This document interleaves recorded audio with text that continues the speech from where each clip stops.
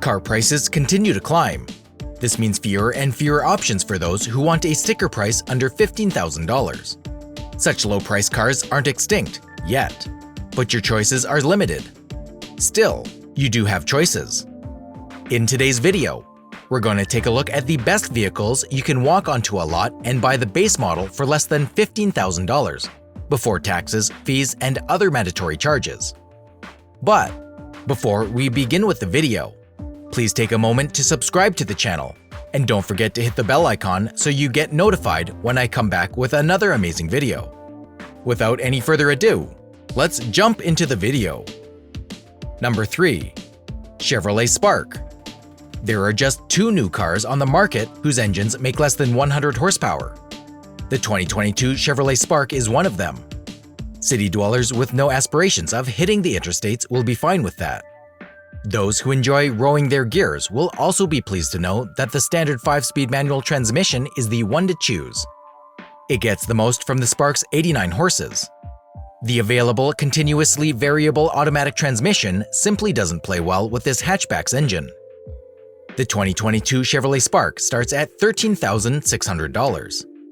The steering is crisp, and the Spark's small size makes it easy to whip into and out of even the tightest parking spaces.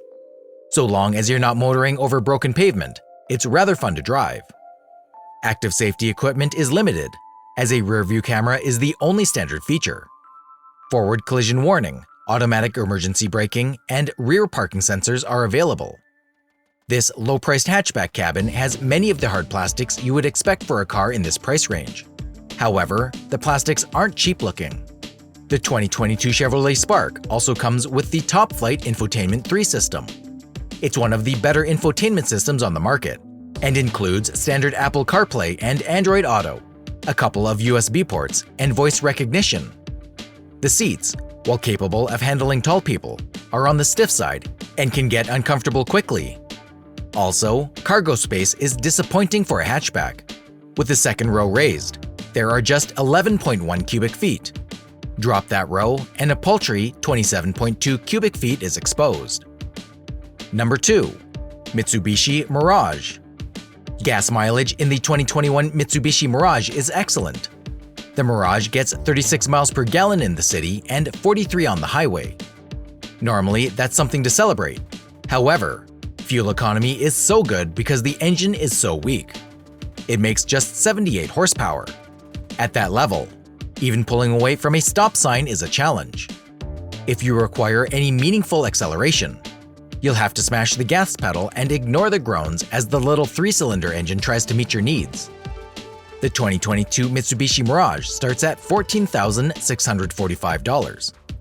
The steering is not responsive, and passengers are jostled about moving through turns.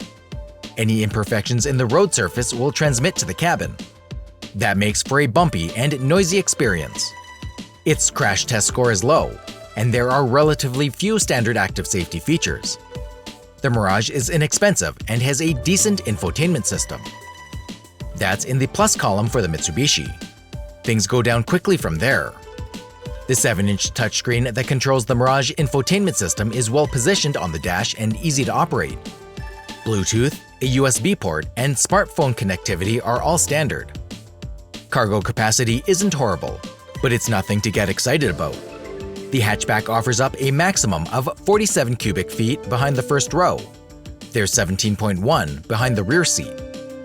Up to 5 people can fit in this car, but comfort isn't part of the equation. The legroom in the back is tight. The headroom is decent in the front, but the seats have a little padding. As for the cabin materials, simply stated, not good. There are visible gaps between panels. If there's one bright spot, it's the Mirage's decent reliability score and its 10-year, 100,000-mile powertrain warranty. Number 1. Nissan Versa. The 2022 Nissan Versa's ride quality is surprisingly good. It's no corner carver, but the steering is tight and quickly moves this subcompact in the direction you point it. The suspension is also noteworthy. While many cars in this class feel unsettled, especially at higher speeds, the Versa stays well planted through turns. Minor road imperfections aren't transmitted to the cabin, and even more significant road flaws are managed well. Body roll is limited. The engine isn't much to celebrate. It puts out 122 horsepower. That's enough for scooting around town. Like many other cars in this class, however, it strains to reach highway speeds. Fuel economy is a real plus.